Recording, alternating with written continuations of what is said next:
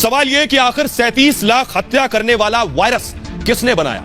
वो वायरस क्या bat lady ने बनाया? एक और नया चेहरा सामने आया है बैट लेडी का। यह है शी झेंगली, चीनी वैज्ञानिक। फुल स्क्रीन अगर मैं तस्वीरें दिखाऊं, शी झेंगली दरअसल चीन के वुहान लैब में काम करती हैं और इन्हें बैट लेडी के नाम से जाना जाता है। बैट लेडी के नाम से जाना जाता है। तो क्या शी झेंगली ने ही यह वायरस बनाया? आरोप ये लग रहे हैं। इन्हें क्यों चमगादड़ लेडी के नाम से जाना जाता है? जरा एक रिपोर्ट देखिए पहले।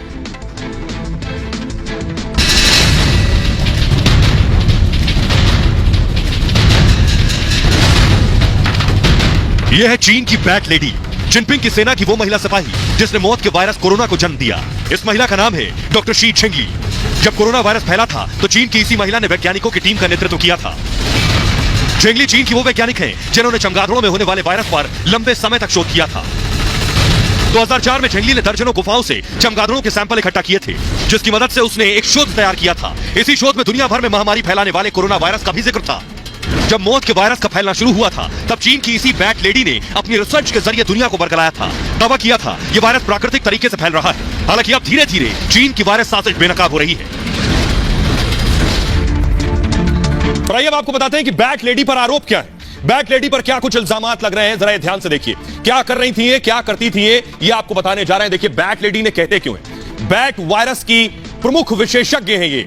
यानी बैट वायरस क्या है ये मैं आपको बताऊंगा। 2015 से चीन में एक प्रयोग चल रहा था। एक चीन की लैब में 2015 से एक प्रयोग चल रहा था और उस प्रयोग को कौन लीड कर रहा था? ये bat lady.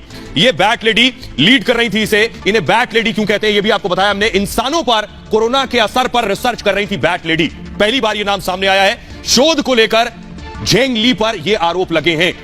Zhengli Wuhan lab में ही रिसर्च कर रही थी, वैज्ञानिकों की टीम की हेड थी। ब्रिटिश लेखक की रिपोर्ट में भी झेंगली का जिक्र है। ब्रिटिश लेखक वेड ने भी ली के बारे में लिखा था। आइए अब आपको बताते हैं बैट लेडी को की साजिश को एक रिसर्च से साबित हो गया और रिसर्च से बेपर्दा हो गया इस बैट लेडी की साजिश। वो रिसर्च हम आपको बताने जा रहे हैं। वो रिसर्च क्या है? ब्रिटेन और नॉर्वे ने रिसर्च की है। रिसर्च में पहली चीज क्या है? कोरोना का कोई पूर्वज नहीं। ये रिसर्च में सबसे पहली चीज निकलकर सामने आई। वुहान लैब में ही कोरोना बना और वुहान लैब में कौन था? बैट लेडी थी। इसके साथ ही वायरस में बदलाव किए गए। क्या ये बदलाव बैट लेडी ने किए? क्यों ये कह रहे हैं ये भी हम आपको बताएंगे। वायरस में बदलाव हुए जिससे ओरिजिन छिपाया जा सके, यानी वायरस कहां से आया ये छिपाया जा सके, इसलिए वायरस में बदलाव किए गए।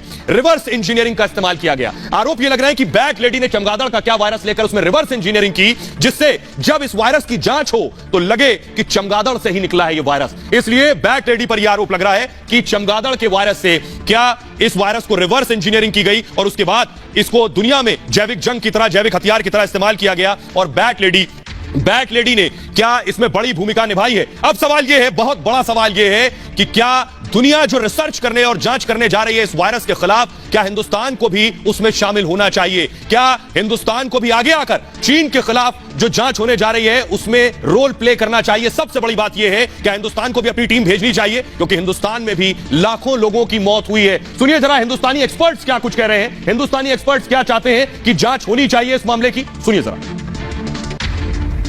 ये बात तो एकदम जाहिर है कि ये लैब में ही बना हुआ वायरस है।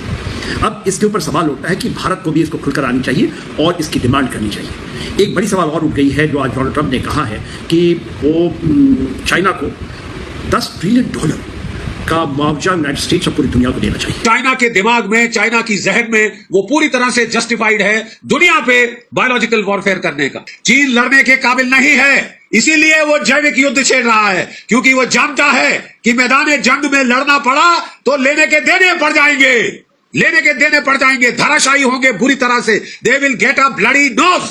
चीन ने भारत के खिलाफ कोरोना वायरस को एक जैविक हथियार की तरह इस्तेमाल किया है और किस प्रकार चीन कोरोना वायरस को वुहान वायरस कहने से चिढ़ता है, साफ जाहिर है कि चोर की दाढ़ी में तिनका। चीन को दुनिया के सारे देशों से इसके लिए माफी मांगनी चाहिए।